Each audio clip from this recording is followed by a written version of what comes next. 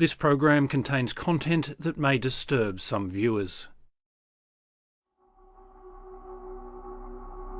So the events unfolding around us are making clearer than ever that we're living in the final part of the last days, undoubtedly the final part of the final part of the last days, shortly before the last day of the last days. 8 million Jehovah's Witnesses around the globe believe the end is nigh for a world that is controlled by Satan, and only they will be saved. He may use hailstones of undisclosed size to destroy those wicked humans. Now, during that time, will we need to fear the natural elements? Not at all. They are raised in this kind of fear bubble in which they're constantly being told the end of the world is near, Jehovah God is going to murder people who are unbelievers, you are going to be judged. But those who've managed to escape the organisation say the real danger is from this group of ultra-conservative biblical literalists. Former Jehovah's Witnesses have come forward to expose practices they say have destroyed lives. Everybody thinks that Jehovah's Witnesses are just lovely people, friendly, nice-looking people who may be a bit quirky, who knock on doors. And it's very difficult to help people understand just how dangerous this group is and what a harrowing experience people who leave have to go through. They will rip you apart. They rip your reputation apart. They rip you apart as a person. I mean, they even ripped me apart as a mum. Spending 50 years as a Jehovah's Witness, particularly once you realise that it's not the truth, has a devastating effect upon you. Silence or stand. A Royal Commission exposed the treatment of victims of child abuse within the Jehovah's Witnesses. Well, it's a pretty cruel way of dealing with someone, isn't it, who has suffered sexual abuse.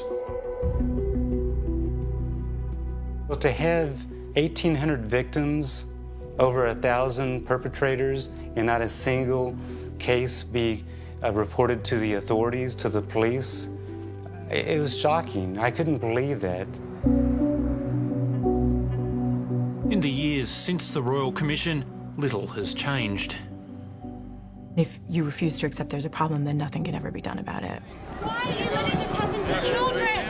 Now in Australia, those scarred by this group are fighting back.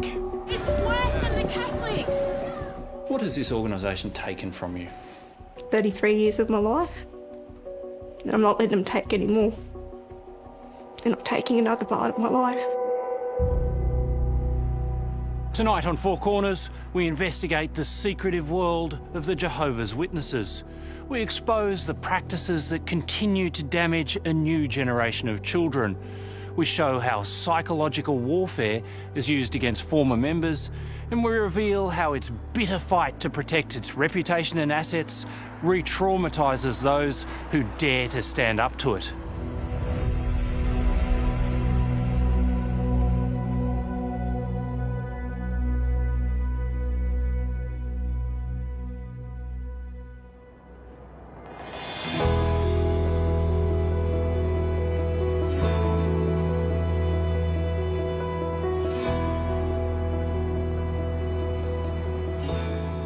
In 2019, Jehovah's Witnesses from around the world came to Melbourne to celebrate their enduring love for God and each other. A slick 3-day program of prayer, song and preaching. Clothe yourselves with love, for it is a perfect bond of union. Unfailing love. Really, what other group of persons on earth are interested in discussing love that doesn't fail? Unfailing love.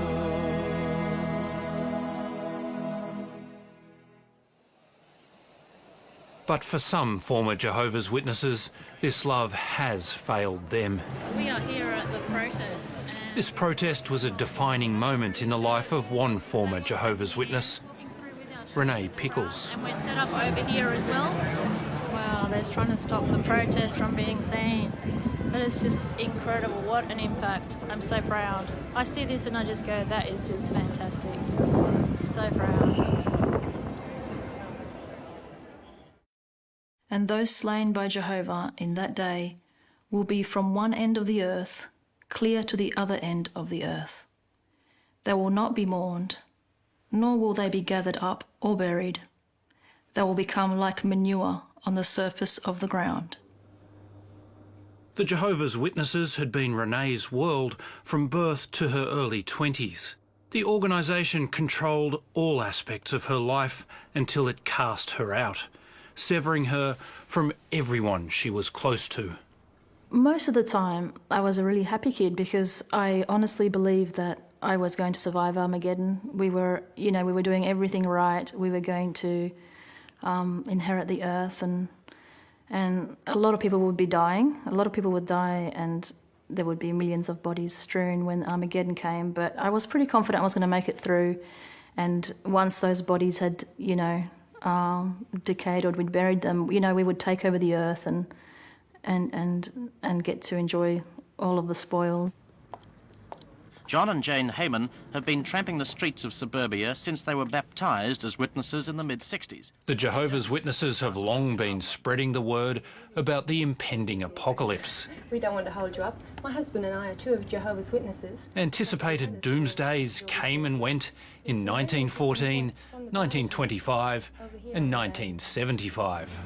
To some, the Jehovah's Witnesses appear as gullible, even comic fundamentalists. To a few, they're prophetic and man's last hope of salvation.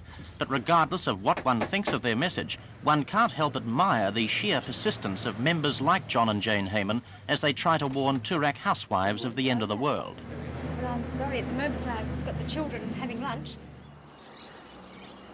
The pandemic has put a stop to door knocking and temporarily shuttered the organisation's kingdom halls. Now the words coronavirus and COVID-19. But the Jehovah's Witnesses believe COVID is a sign of impending doom.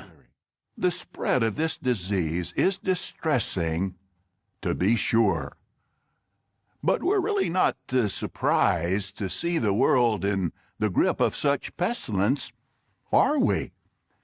Jesus made it clear at Luke 21:11 that pestilence would be part of the sign of the last days.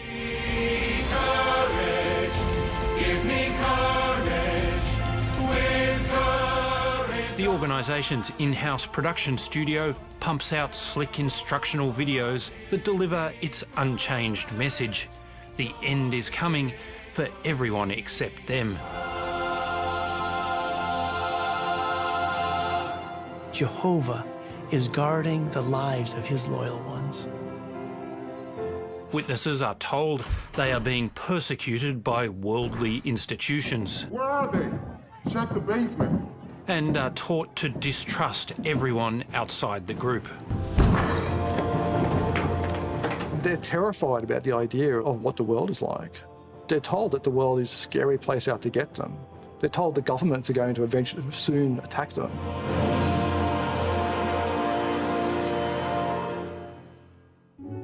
Welcome. This month's program will help us show love and respect in marriage. The Jehovah's Witnesses promote the idea of male headship. Women aren't allowed leadership roles. Jehovah placed the woman under the headship of the man, and as such, her role is to be in subjection to him. Rules are set by a US-based governing body of 8 men who sit at the pinnacle of the Jehovah's Witness organisation, called the Watchtower Bible and Tract Society. All witnesses are expected to obey their instructions and doctrines that influence every aspect of life. Jehovah's Witnesses believe these men are anointed as the voice of God on earth. There is no other means by which Jehovah God, according to Jehovah's Witnesses communicates with the world. So it is through that conduit of the governing body that Jehovah speaks. So whatever they say is to be accepted as the word of God and not to be confused with the speaking of an opinion of men. They are absolute leaders with absolute power over the organization. Doubt and fear surround me. The basic premise of their belief system is that the outside world, the world outside of what they call the truth, the belief of the Jehovah's Witnesses, has been corrupted by Satan and is evil. Outside of having to live in the real world, work in the real world, go to school in the real world, they isolate themselves. They see that associating with people, what they call the worldly people, is bad association.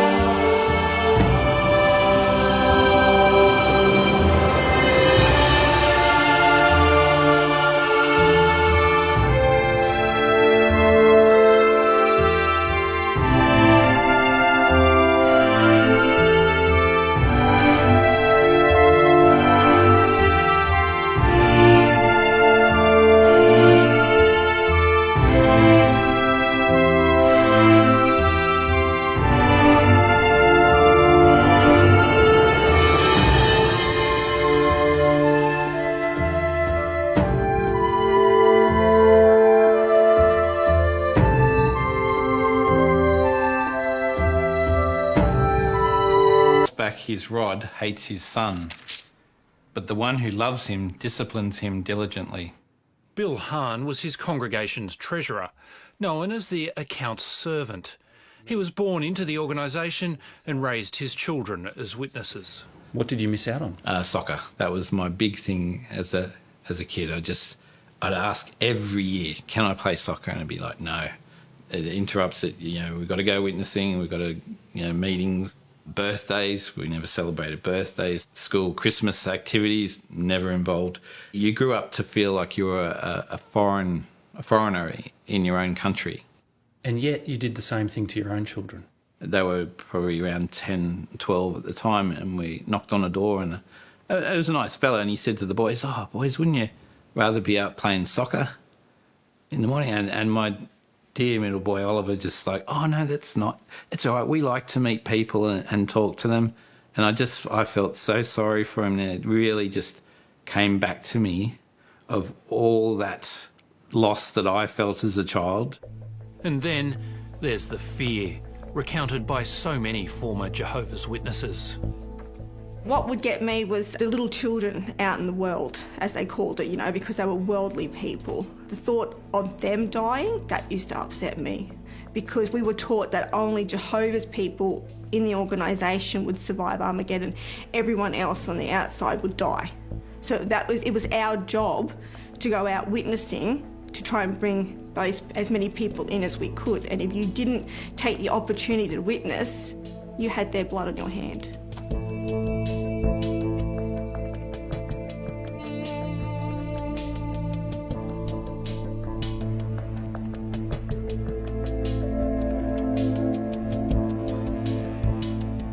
In my opinion, the environment of Jehovah's Witnesses can be very damaging for children.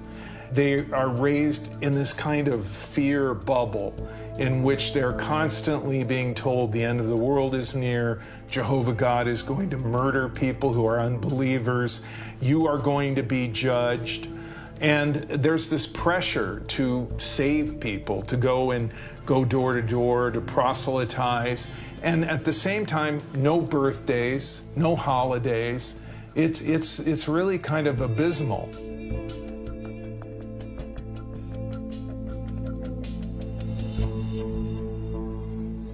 Children are taught from a young age that gay relationships are unacceptable. Carrie drew two mommies. She told me they're married to each other. My teacher says that all that matters is that people love each other and that they're happy. Well, people have their own ideas about what is right and wrong. But what matters is how Jehovah feels.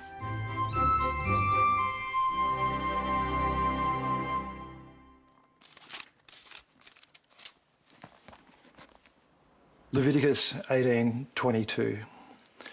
You must not lie down with a male in the same way that you lie down with a woman. It is a detestable act. Adam Van Werdum left the Jehovah's Witnesses in 2019. It has a massive effect when forever you are told that you can pray the gay away and you can make a big effort, and with God's blessing, you can become straight, basically. So certainly from an early age, I knew I was gay, but I just never expressed it. I was terrified of expressing it. The hostility in the congregations for gay people is quite extreme. To decline higher education and have the... Independent thought and analysis is discouraged, as is higher education. Higher education often instills a sense of superiority and self-reliance that is in direct opposition to the Christian personality. We will not need doctors or lawyers after Armageddon, but we will need carpenters and plumbers and similar construction trades.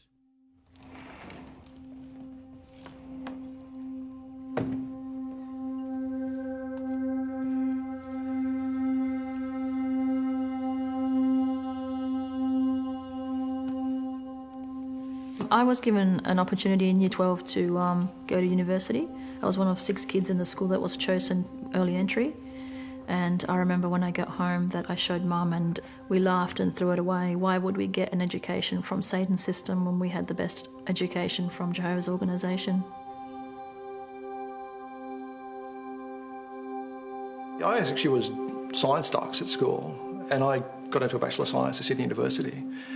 But I never did it because I was told it was a waste of time. In my opinion, they discourage people because in higher education, people are encouraged to critically analyze things, to look at historical facts objectively, to look at the evidence. And this is seen by Jehovah's Witnesses as threatening because much of their history and their beliefs are not predicated on things that are that strong foundationally. No single witness may convict another for any error or any sin that they may commit. On the testimony of 2 witnesses or on the testimony of 3 witnesses, the matter should be established. The moral rules of the Jehovah's Witnesses are strictly enforced by all-male panels called judicial committees. They're set out in a manual called Shepherd the Flock of God. So you could almost say it's the elders' Bible. They abide by everything that's written in there. Even if some things might be questionable, the elders still have to uphold what's in that guidebook. Peter Gutos was an elder for 15 years and sat on hundreds of these committees. Most cases would have been fornication, adultery, not many cases about uncleanness, acts of smoking or drinking. For each individual, it's quite humiliating because they had to reveal these personal things, that most embarrassing things, and private things, that they had to reveal it in amongst 3 men. So quite intimidating, and especially for young women to face 3 men about private issues like that. And these men would interrogate them to really find whether they were truly repentant. So the questions were really, really exhausting and humiliating for the victim. Yeah. What kinds of questions would be asked? Well, like, did you touch their private parts, and how often did you touch their private parts? Were they satisfied in you touching their private parts? These are the kind of questions that each person would be facing. Yeah. The experience can be excruciating for those facing these panels, like Renee Pickles. I was subjected to a judicial commission, and it was one of the worst experiences of my life. I believe it is the main reason for a lot of my trauma. It was basically 3 men who were in an interview panel with me. I was not allowed to bring a support person in, and I was interviewed, or I would say interrogated, over several sittings, and the questions got extremely intimate and personal as to what I had done, so that they could then just use the Holy Spirit to determine whether I was still worthy and clean enough to remain in the congregation. Could you give me an example of the kind of questions they asked you? Did you kiss? Did you fondle? Did you touch each other in the genitals? Did he have an ejaculation? Did his ejaculation touch your skin? Aged just 21, Renee was judged to be unrepentant and issued with a notification of disfellowshipping. She was cast out into a world she was completely unprepared for. I had nobody to turn to, and then I'd lost my entire family and community, so it was like I landed in a different planet, and it was an extremely lonely period of time. It was unbelievable. Disfellowshipping is accompanied by total social exclusion, known as shunning. It's supposed to be loving discipline.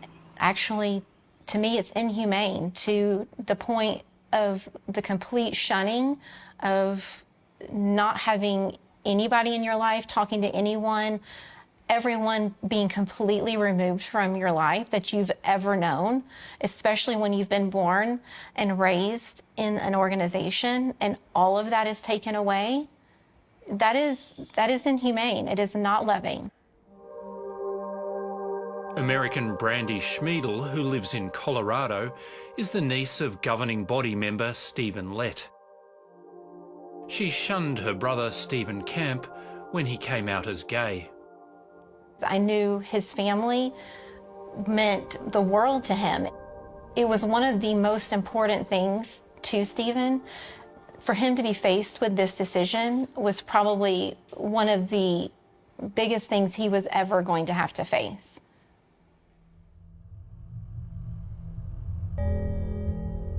After 5 agonising years, Brandy privately resumed contact with her brother, but the rest of the family continued to shun him. In 2020, he committed suicide, leaving these instructions for his funeral. Things I don't want. The mention of religion or JWs talked about upon my passing. They were the source of where this all began. It was one of the most important things in his life was his family and his friends, and he lost both.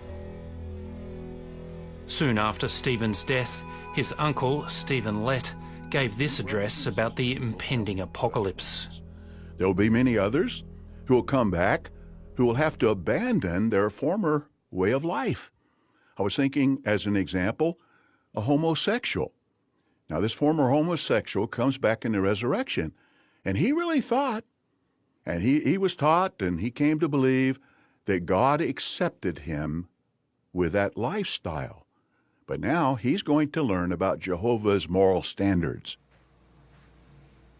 It was extraordinarily insensitive, especially this is just a few months after my brother had died. It did give me the courage to speak out about this, because this needs to end, because it is hurting way too many people. I have had hundreds, if not thousands, of people reach out to me saying that they have experienced almost the exact same thing that Stephen has gone through, or they know someone that has, and the vast majority of them have either attempted or they know that someone has killed themselves for the same reasons.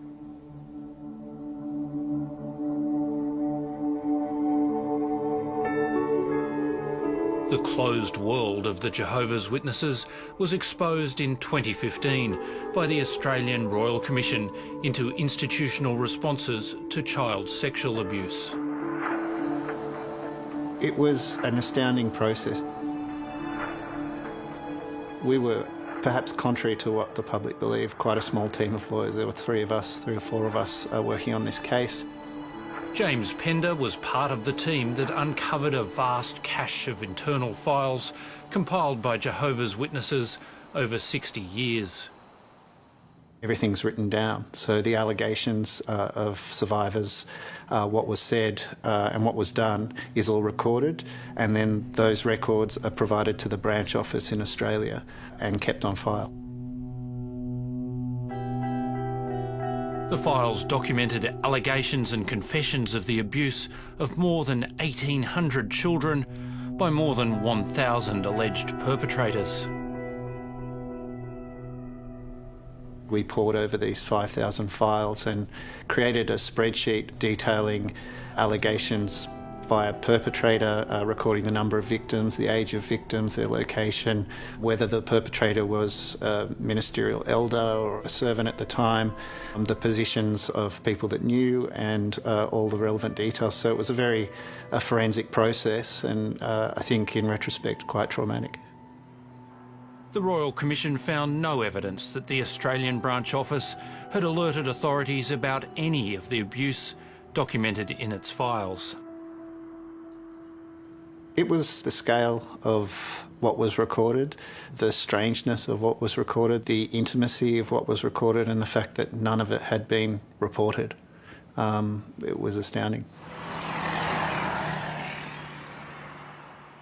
Well, to have 1,800 victims, over 1,000 perpetrators, and not a single case be reported to the authorities, to the police, it was shocking. I couldn't believe that. If anyone comes to you and does not bring this teaching, do not receive him into your homes or say a greeting to him. For the one who says a greeting to him is a share in his wicked works. The scale of abuse staggered Kevin Dean, who was a Jehovah's Witness elder in the US. When you look at the numbers in Australia of Jehovah's Witnesses, and then you look at the numbers in the United States, we have over 1 million witnesses. Well, I knew that the situation is even much worse, probably, in the United States than it is in Australia. When an allegation of wrongdoing is made within the Jehovah's Witnesses, internal action against the alleged offender is taken by a judicial committee of elders only if there is a confession or 2 witnesses. So if there isn't a second witness, then likely that allegation is not considered to be justified and therefore the sin not to have been committed. And so no action would be taken by the congregation in relation to that allegation of abuse. What we know about child sexual abuse is it doesn't take place in front of people, it's secret, and often only the perpetrator and the victim are present. So that's a very dangerous practice, that they won't accept that an allegation has occurred without 2 witnesses. The Jehovah's Witnesses have contested the Royal Commission findings and continue to dispute that the organisation has a problem with its handling of child abuse. It commissioned a 2018 report that argued that the Royal Commission had an inherent unfairness and that the organisation shouldn't be held responsible for abuse that occurs within the families of witnesses. The argument that the Jehovah's Witnesses, unlike other religious organizations, have no custodial care of children. So They don't have schools. They don't have after-school programs. They don't have catechisms or those kinds of programs where they take custodial care of children. And so you can't hold them to the same standards that you would other religious institutions that do have custodial care. That's a lie. The view of the Commission was that because the Jehovah's Witness rules and regulations determine how all aspects of a member of the Jehovah's Witness should live in their life, that actually there was no distinction between the life of the family and the institutional context of the church, and that the institutional context did actually include the families. The Royal Commission slammed the Jehovah's Witnesses for failing to report child sexual abuse to police, and made 3 key recommendations. It should involve women in its judicial committees, abandon the 2-witness rule in abuse cases, and stop shunning people who leave because of abuse. The witnesses say they won't implement the recommendations because their practices are based on the Bible. The policies and practices themselves are based on Bible scriptures. They're outdated and they're just inappropriate for the way in which child sexual abuse tends to occur, and the way in which responses to child sexual abuse should happen.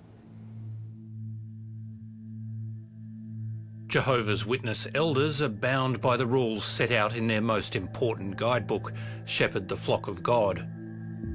It states that child sexual abuse is a gross sin.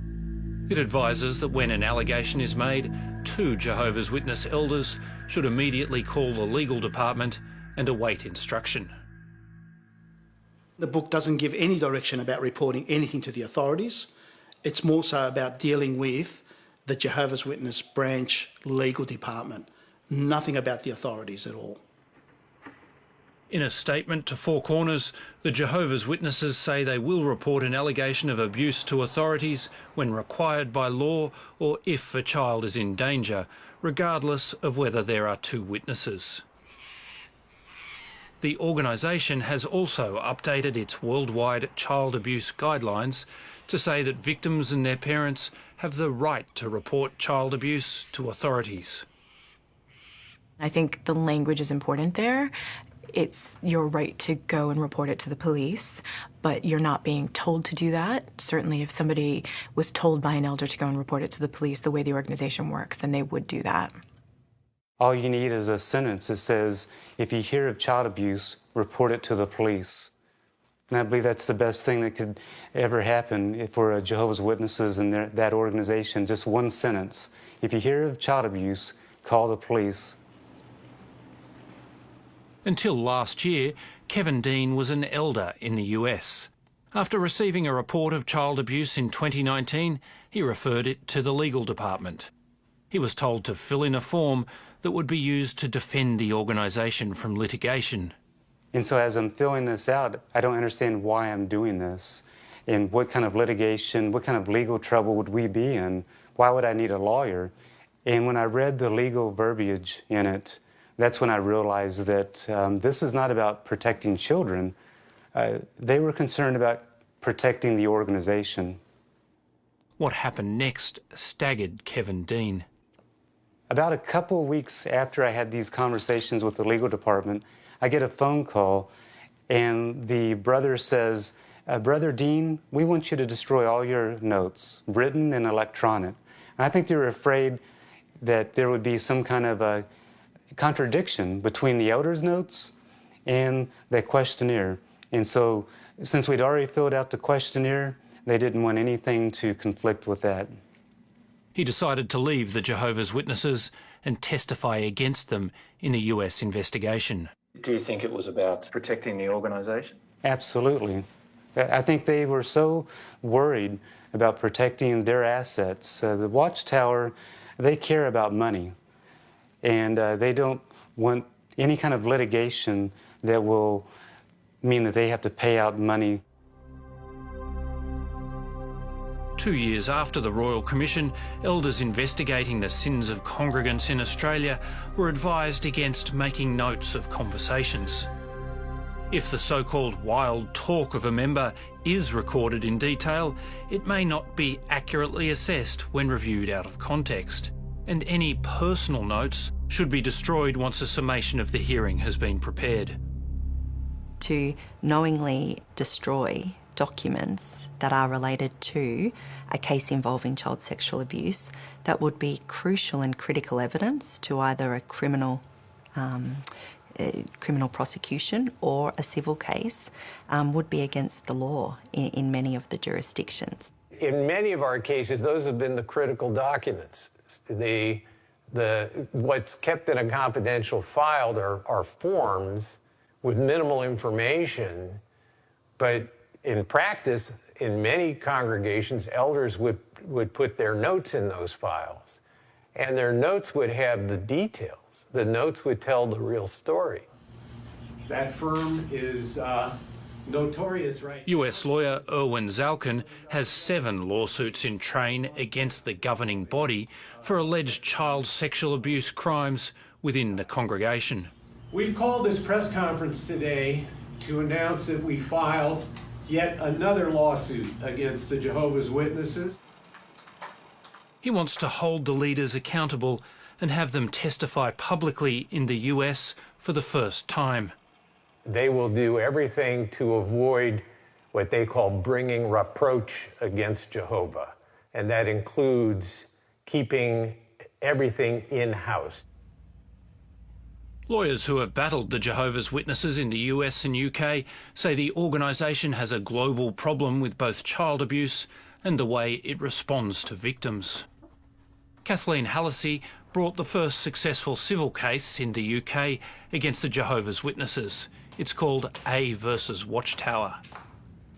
The abuser actually admitted to the abuse, but it was never reported to the authorities, and allegedly they took steps to protect other children in the organization, but obviously that's a difficult thing for them to do, and therefore he went on to abuse A and many others, and that's not the first case that I've seen like that.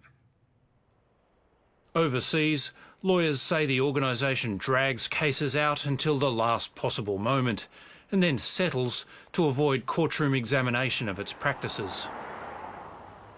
Their attitude to these cases are that they don't want to really look to resolving the claim without protracted legal proceedings. They certainly are taking the position of denying, defending, delaying these claims. There's been difficulties in ensuring that they provide all of the documentation that they need to, all of those things, that continuous denial, the continuous delays, certainly has a significant impact on our clients. One law firm is representing 10 former Jehovah's Witnesses. There's a number of cases that have been commenced as courageous survivors do come forward and speak out about abuse within this organisation, and these matters are just now getting to court. So I think that it won't be long until there is a legal consideration of the duties of the Jehovah's Witness organisations to members of their congregations.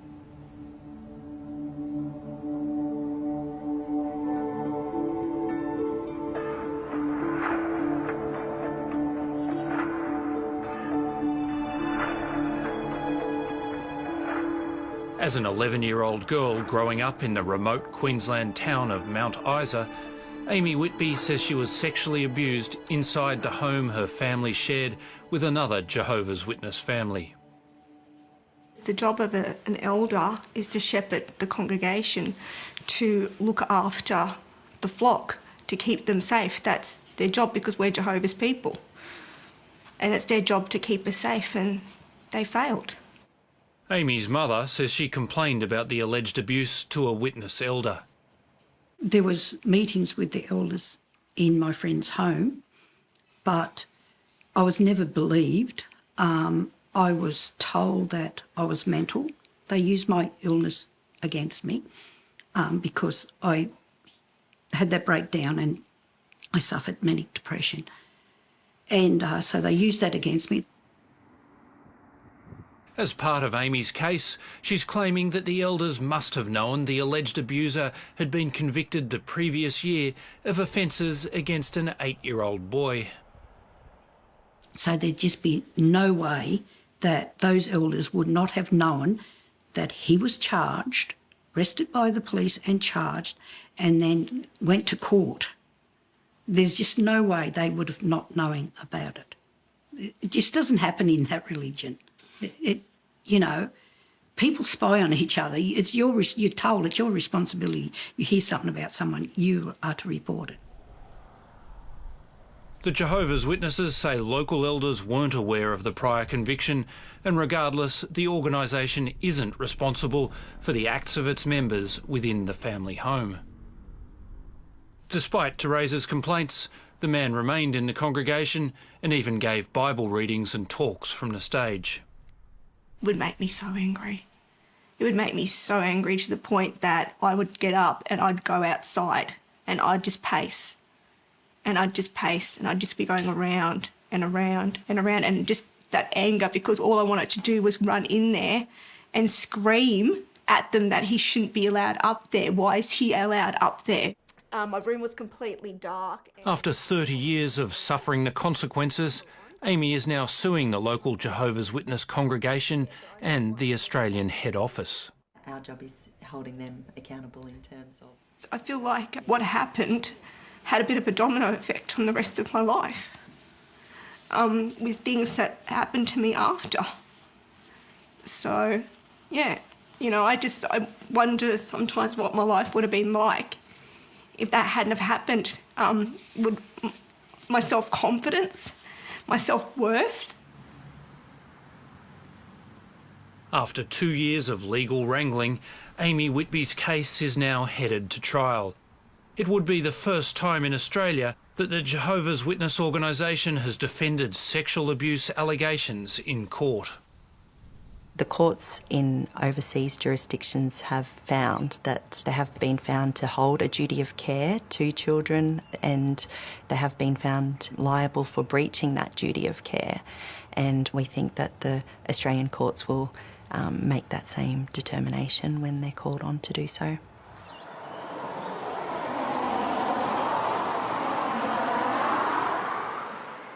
Most major religious groups named by the Royal Commission have apologised and taken steps towards compensating victims of abuse. We're not seeing any of that in terms of responses from the Jehovah's Witnesses. Since the Royal Commission, ourselves, we've resolved over 900 cases successfully, and for around $150 million in compensation. Not one of those cases has been resolved successfully against the Jehovah's Witness organisation. The organisation says there is no evidence that the Jehovah's Witnesses are guilty of institutional child sexual abuse, and that it responds to compensation claims in a caring, fair and principled manner. But it long resisted joining a redress scheme designed to help victims, agreeing to sign up only after it was threatened with the loss of its charity status. There's a number of benefits that this organisation gets because it is a religious entity, a charitable institution. There's tax benefits. So one way that the government could ensure that this organisation was more child safe is to remove some of those benefits that it gets from their status, to remove those until they can prove that they are a child safe organisation. The people who break away from the Jehovah's Witnesses pay a terrible price. They remain cut off from their families and closest friends, those they love the most. Within the ex-Jehovah's Witnesses, we do it once a year, is a Memorial Day. I did it a few times. You take a bunch of flowers and a card to mourn the loss of your family and leave it on the door of a Kingdom Hall. It's like a death, and that's where I've come to terms with. Mum died 3 weeks ago, and I just got I knew it was coming at some point, and I just got a text message from my brother saying, "Oh, by the way, Mum died yesterday. stomach cancer, doesn't want a funeral, didn't want a fuss, and that's it, Jeff. Bill Hahn also grieves for his 3 oldest children who continue to shun him. So really for the last 10 years, from when the reality of it set in, that okay, they view me as dead, that you almost mourn in reverse. I've just had to grieve the fact that, look, until they wake up themselves and leave and come out of the religion, that basically I just have to view them as that they've passed away, which is not nice, but it's a way of coping.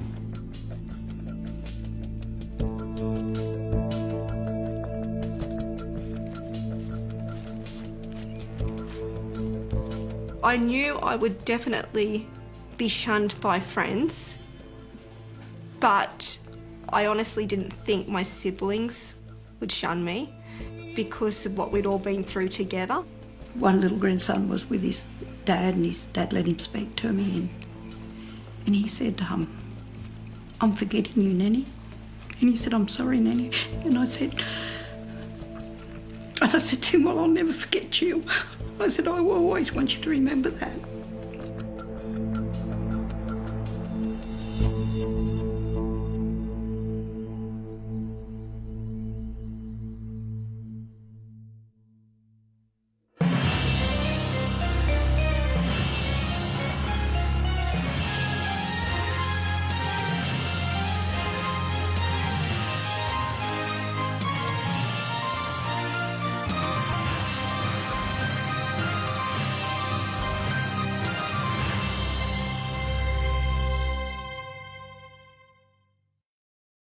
If the material covered in this story has raised any issues for you, you can contact one of these services.